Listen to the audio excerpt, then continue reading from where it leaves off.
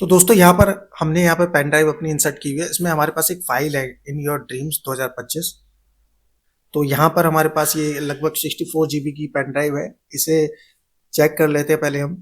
तो यहाँ पर जो 1 जीबी का स्पेस इसने हमारे पास लिया हुआ है, बाकी फ्री है। तो इसे हम सबसे पहले फॉर्मेट करेंगे। फॉर्मेट करना तो आप सभी को आता ही है। फॉर्मेट में इसलिए कर रहा हूँ ताकि पूरा डेटा डिलीट हो और देन उसके बाद हम इस डेटा को रिकवरी पे लगाएं।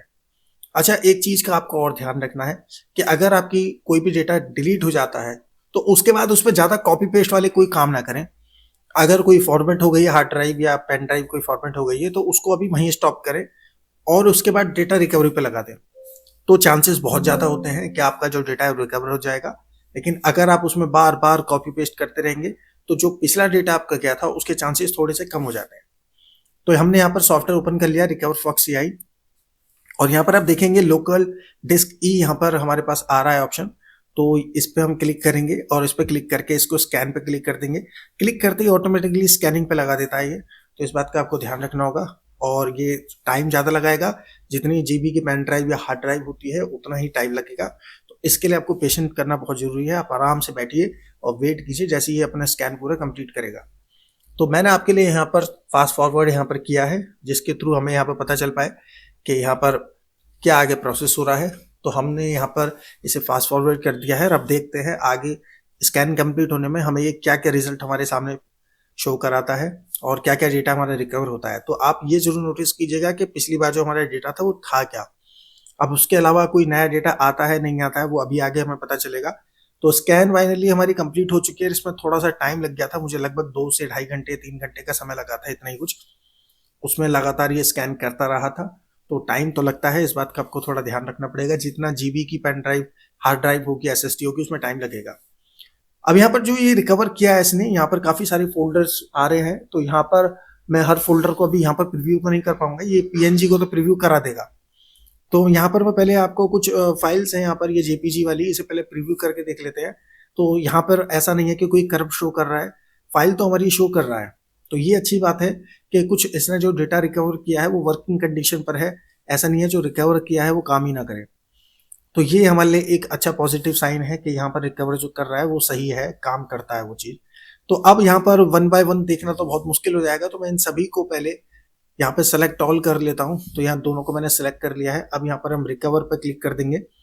अब कहाँ पर रिकवर करना है, ये हमने डेस्कटॉप पे एक फोल्डर बनाया हुआ है योगेश लैपटॉप के नाम से। तो यहाँ पर आप देख भी पा रहे होंगे लेफ्ट साइड पे योगेश लैपटॉप आ रहा है, तो उसी पे हम इसे रिकवर करेंगे। तो रिकवर करने में भी काफी टाइम लगा जाता है क्योंकि जो फाइल फोल्डर्स है वो ज्यादा है, तो उसमें थोड़ा टाइम लगेगा। बाकी आप स्टेप बाय स्टेप अगर आपको कोई भी एक फोल्डर पर्टिकुलर चाहिए तो आप उसको टिक लगा के उसी को सेलेक्ट करके आप रिकवर कर सकते हैं, उसमें टाइम कम लगेगा। मैंने कंप्लीट किया है क्योंकि मुझे ये भी देखना है कि इसमें और क्या क्या रिकवर करके दे रहा है। तो हमने यहाँ पर लोकल ड्राइव ई एआई स्कैन जो फोल्डर बनाया था उसे ओपन कर लिए हैं। फोल्डर्स को सभी को मैं यहाँ पर आपको थंबनेल को थोड़ा बड़ा करके दिखा देता हूँ ताकि हमें एक एक चीज पता चल पाए। अब यहाँ पर फोल्डर्स तो बहुत ज्यादा आ चुके हैं और फोल्डर्स को हम एक एक करके ओपन करेंगे। तो यहाँ पर देखो AVIF करके एक फोल्डर बनाया था इसने, उसे ओपन करके देखा हमने तो अलग अलग इमेजेस यहाँ पर आ रही है। मे बी कभी कॉपी किया गया होगा इसके अंदर डेटा, तो वो भी ये रिकवर करके शो कर रहा है। तो वो भी इसने डेटा हमारा रिकवर कर दिया है। तो ये बड़ी अच्छी बात है कि पिछला जो डेटा था वो भी अगर आप ढूंढ रहे हैं तो वो भी मे बी इसमें आपको देखने के लिए मिल जाए। अब आगे चलते हैं, और भी बहुत सारे फोल्डर्स हैं जैसे EXE फोल्डर्स है, PNG फोल्डर है, JPG है। तो JPG में यहाँ पर इसने काफी सारे फोल्डर्स को रिकवर करके दिखाया है। कभी इसमें कॉपी पेस्ट किए गए होंगे तो वो सभी यहाँ पर हमें शो कर रहा है। तो ये बड़ी अच्छी बात है कि काफी पुराने डेटा भी यहाँ पर शो करके दिखा रहा है। तो इसमें से जो भी आपका काम का है वो आप कॉपी पेस्ट कर सकते हैं। EXE अगर फाइल की बात करी जाए तो मुझे सबसे बढ़िया EXE वाला ही फॉर्मेट लग रहा है। EXE में कई बार क्या होता है, हमारे जो EXE फाइल्स फॉर्मेट होते हैं वो हमारा डिलीट हो जाते हैं, फिर हम उसे प्ले भी करते हैं तो करेक्ट काम नहीं करता है। लेकिन इसमें आइकन के साथ बिल्कुल करेक्ट VLC प्लेयर से लेके मैकएफी का आइकन बना हुआ आप देख रहे होंगे। इसके अलावा और भी डाउनलोडर्स हैं वो भी करेक्ट शो कर रहा है।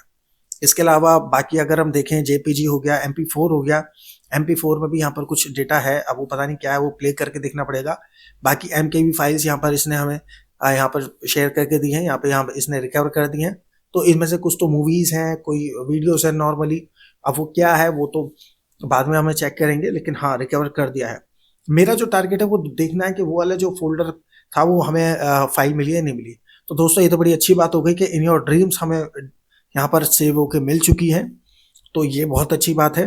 तो ये फाइल हमारी काम कर रही है, इसे हम एक बार चेक कर लेते हैं। इसके अलावा और भी बहुत सारी वीडियोस यहाँ पर इसने रिकवर करके दिए हैं। तो ये परफेक्टली वर्क कर रही है, इससे ज़्यादा तो मैं नहीं चला सकता, आपको पता ही है क्यों। तो यहाँ पर हमारे पास ये सक्सेसफुली डेटा रिकवर हो चुका है, बल्कि इससे ज़्यादा ही रिकवर हुआ है। और इसके अलावा अगर हम और भी कोई फाइल देखें, जैसे यहाँ पर ये पीएनजी फाइल है, पीएनजी में बहुत सारी पीएनजी फाइल्स अगर कभी सेव की होंगी, इसमें कॉपी पेस्ट की होंगी, तो वो भी इसने रिकवर करके दे दी है। अब नेक्स्ट इसके पास आते हैं हम टीएक्सटी में। देखो दोस्तों, टीएक्सटी बहुत ज़्यादा इंपॉर्टेंट होता है। नोटपैड में कई बार हम कोई अपना डेटा लिख लेते हैं, वो गलती से अगर फॉर्मेट हो जाता है तो उसमें बहुत दिक्कत आती है। तो अच्छी बात यहाँ पर ये है सॉफ्टवेयर के अंदर कि जो डेटा चल रहा है, रिकवर हुआ है, वो काम भी कर रहा है। ऐसा नहीं है कि वो डेटा सिर्फ रिकवर हो गया और किसी काम का नहीं है। तो ये सबसे अच्छी बात मुझे टूल के अंदर लगी। बाकी इसका लिंक मैंने इनसे शेयर कर दिया है, कैसे डाउनलोड करना है वो भी मैं पिछली वीडियो में बता चुका हूँ। वहां से देख के भी आप डाउनलोड, कॉपी पेस्ट सब कर सकते हैं, इंस्टॉल कर सकते हैं। आई होप कि वीडियो आपको पसंद आई हो, सॉफ्टवेयर पसंद आया हो, किस तरीके से यूज करते हैं। वीडियो पसंद आया लाइक शेयर जरूर कर देना। चैनल पर नया है भाई सब्सक्राइब करना बिल्कुल मत जाना। मिलते हैं आपसे नेक्स्ट वीडियो में एक नए टॉपिक के साथ। तब तक के लिए टेक केयर एंड बाय।